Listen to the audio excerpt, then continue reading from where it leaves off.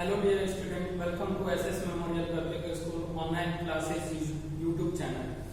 In this session I will teach you social science जो कि class 9 के लिए है, जिसमें हम चैप्टर 1 स्टार्ट करेंगे।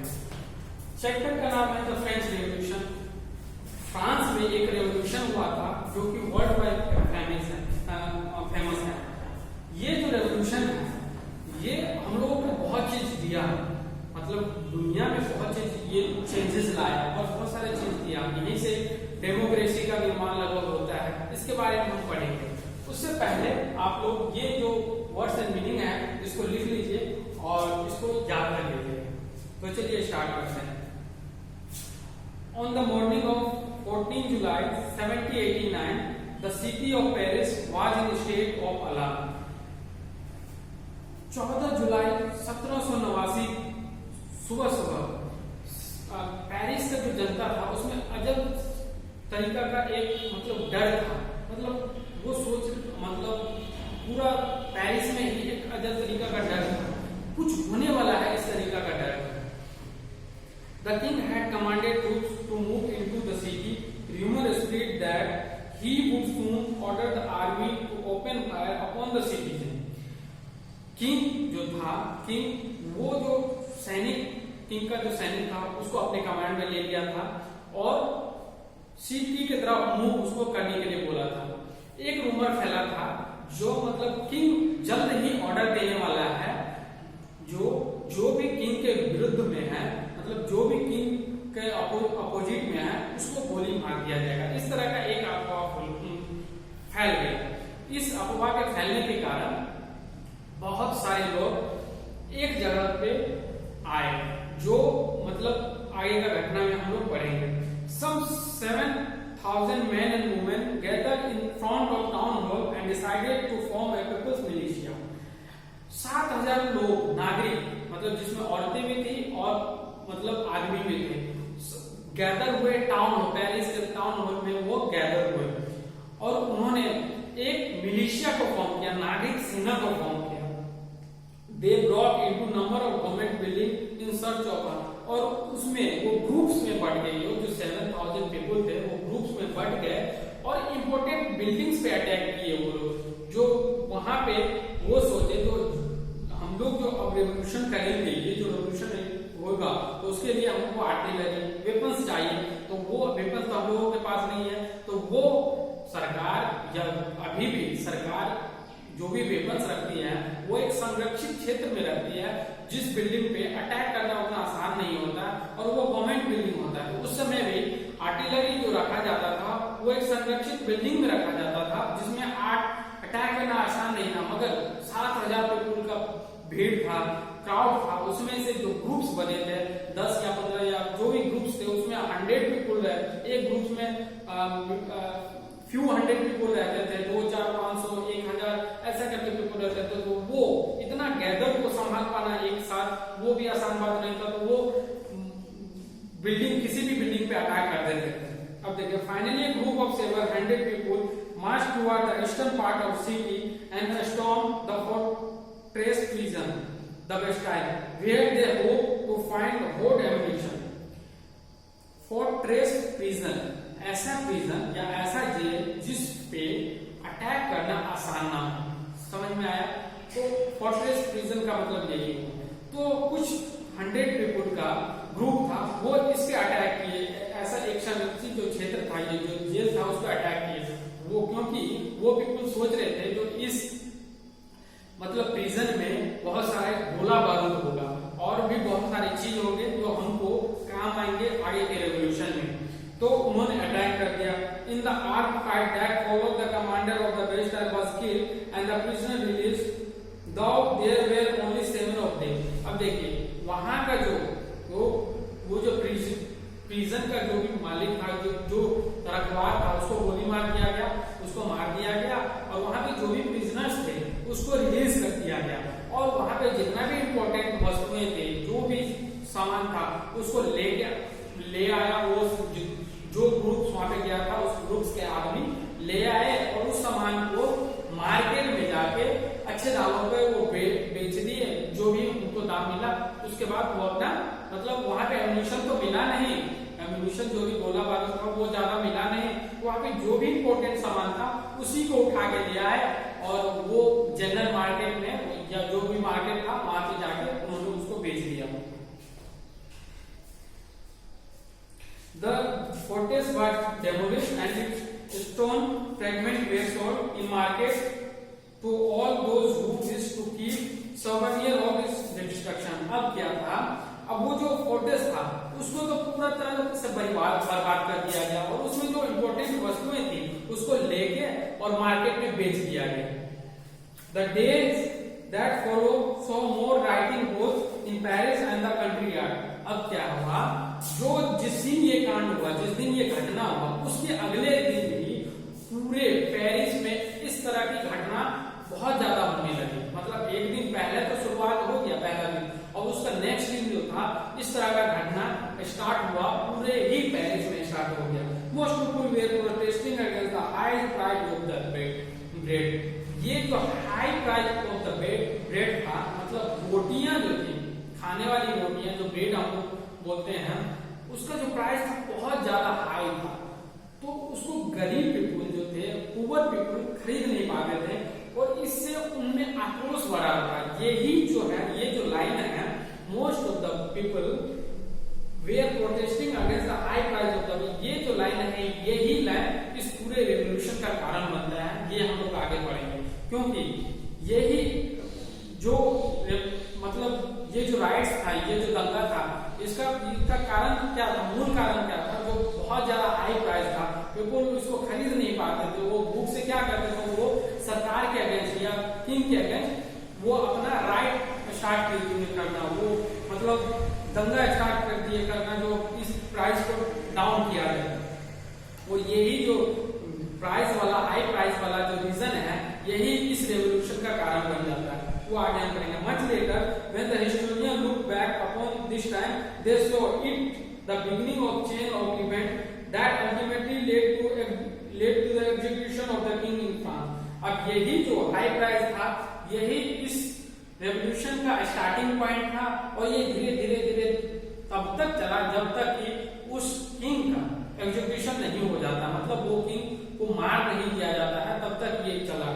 ये हिस्टोरियन, बाद के हिस्टोरियन ने बताया, जो मेन रीजन यही था, जो हाई प्राइस था, और ये रेवोल्यूशन तब तक चला जब तक कि वो किंग को मार नहीं दिया गया।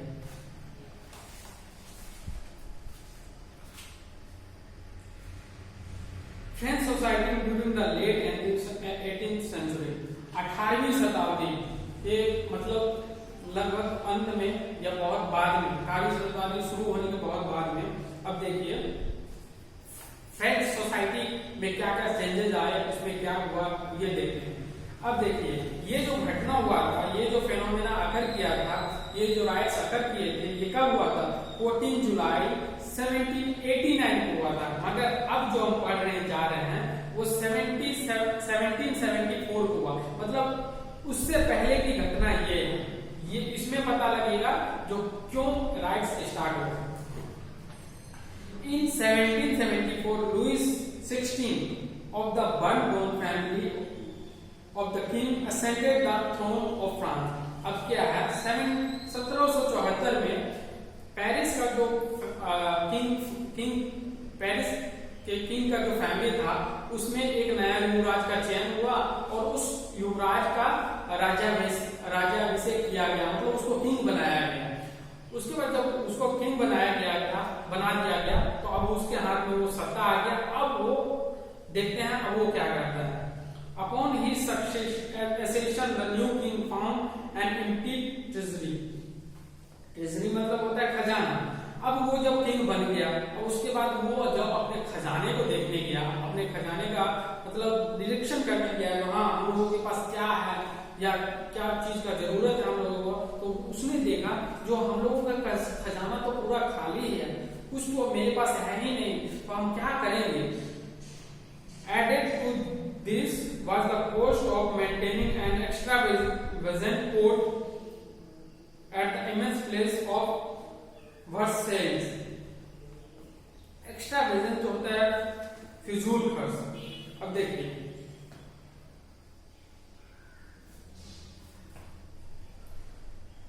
added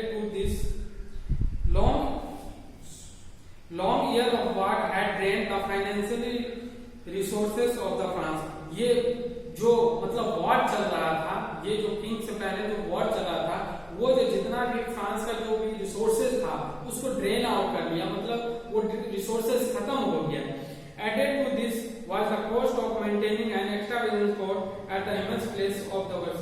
अब इसको मतलब इसको मेंटेन करने के लिए एक कोर्ट मतलब ये मतलब कोर्ट का स्थापना किया गया, जिसमें बहुत ही मतलब बड़े पैलेस में इसका स्थापना किया। Under Louis 16 France help the 13 American colonies to gain their independence from the common enemy Britain.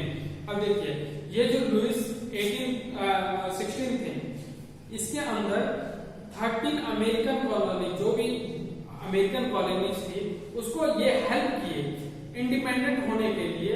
किससे इंडिपेंडेंट? ब्रिटिश से इंडिपेंडेंट। जैसे हम लोगों पे भी ब्रिटिश का राज था, ब्रिटिश से हम लोगों को भी इंडिपेंडेंट होना पड़ा, वैसे ही इन लोगों पे भी ब्रिटिश का राज था।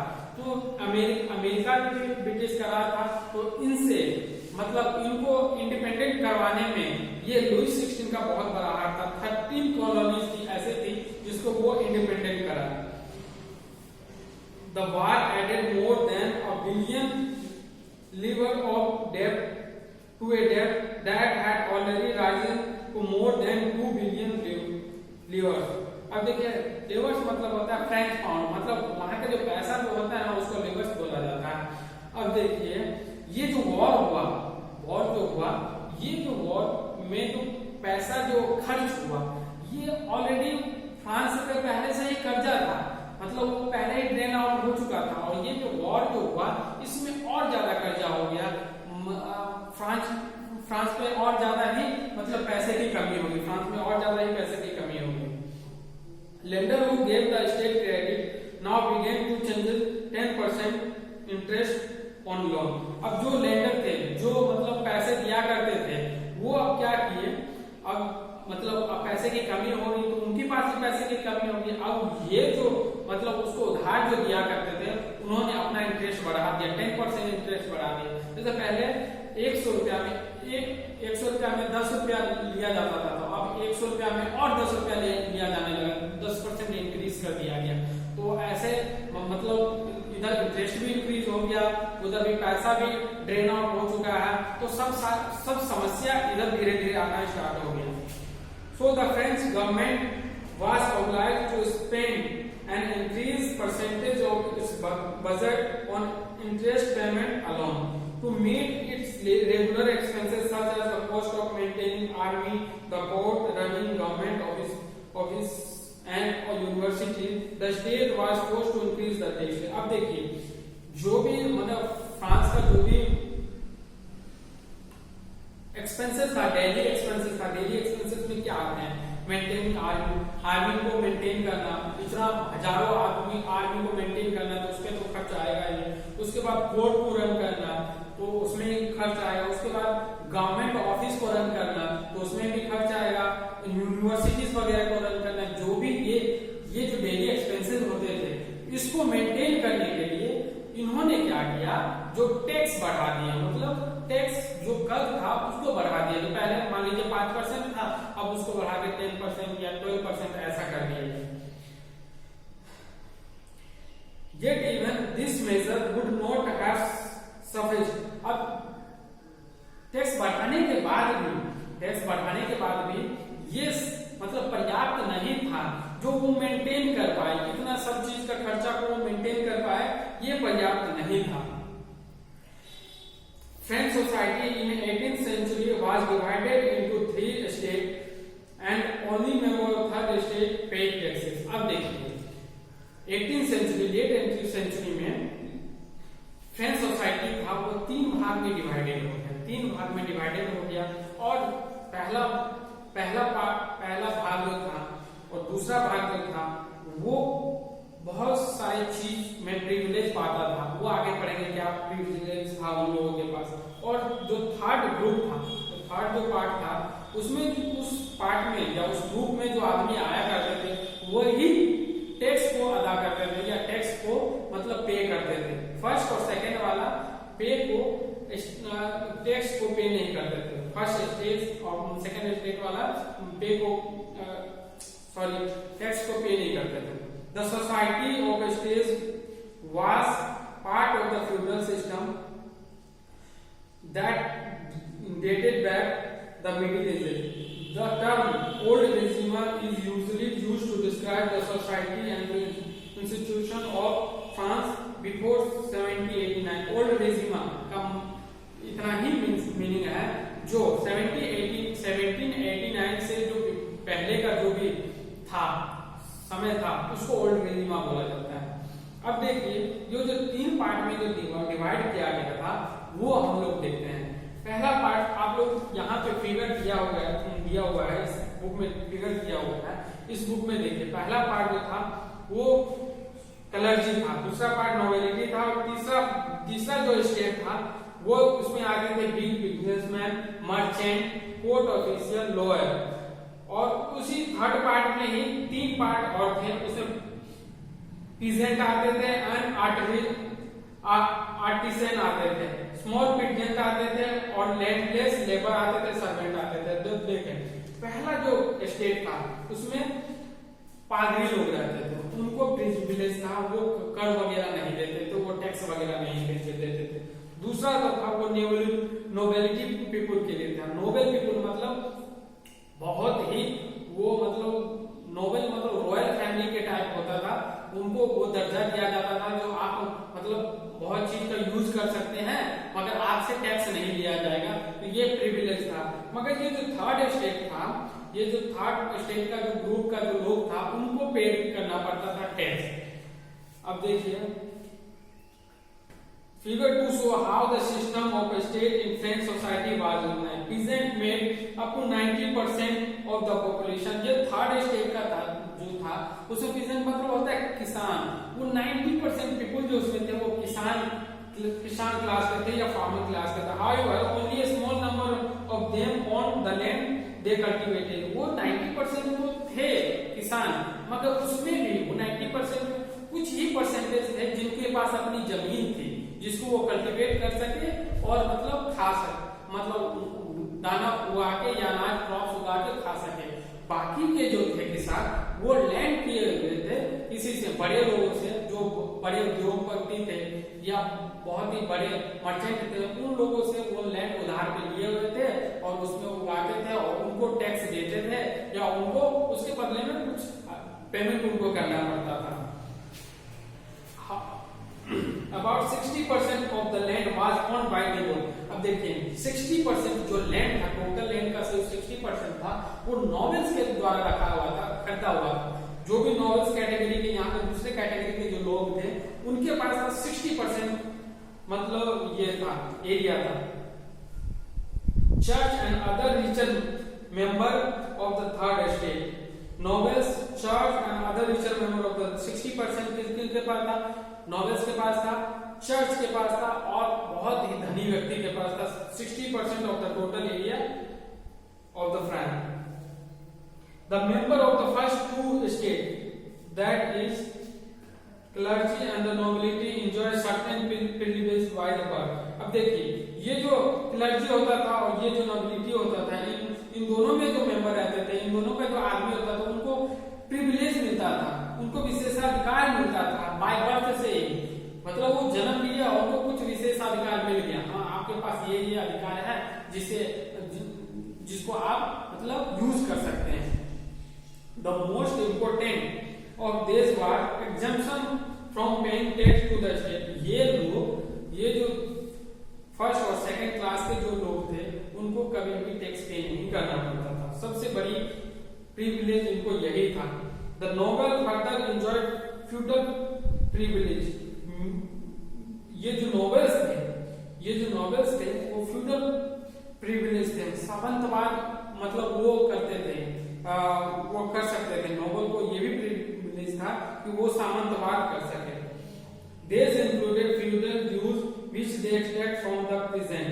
अब ये क्या करते थे, बहुत सारे सामंतवाद का मतलब होता है बहुत सारे मतलब किसानों को मतलब लेबर की तरह ले आते थे या खरीद कर मतलब खरीद लेते थे और उनसे काम करवाते थे पूरा दिन, जब मतलब उनसे बहुत सारा काम करवाते थे और उनसे जो प्रोडक्शन होता था क्रॉप्स वगैरह या कुछ और चीज का जो प्रोडक्शन होता था उनको वो क्या करते थे, बेच के और पैसा कमाते थे। तो ये भी उनके पास प्रिविलेज था। दे included peasant were obliged to render service to the lord, to work in his house and field, to serve in the army or the participate in the building road। अब जो पीजेंट क्लास के लोग थे, जो एक labour class के लोग थे, उनको क्या करना पड़ता था, उनको मतलब सेवा करना पड़ता था। ये पादरी लोगों को सेवा करना पड़ता था और उसके बाद क्या करना पड़ता था, उसके घर वगैरह में उनको काम करना पड़ता था। उसके बाद रोड वगैरह कंस्ट्रक्शन, बिल्डिंग वगैरह कंस्ट्रक्शन होता था, इनको उनमें इनको काम करना पड़ता। इनको कोई प्रिविलेज नहीं था, ये लेबर क्लास लोगों को कोई प्रिविलेज नहीं था। तो हम लोग यहाँ तक पढ़ चुके हैं और इसके बारे में इसके बारे में हम डिस्कशन करेंगे इसी चैप्टर के नेक्स्ट वीडियो में।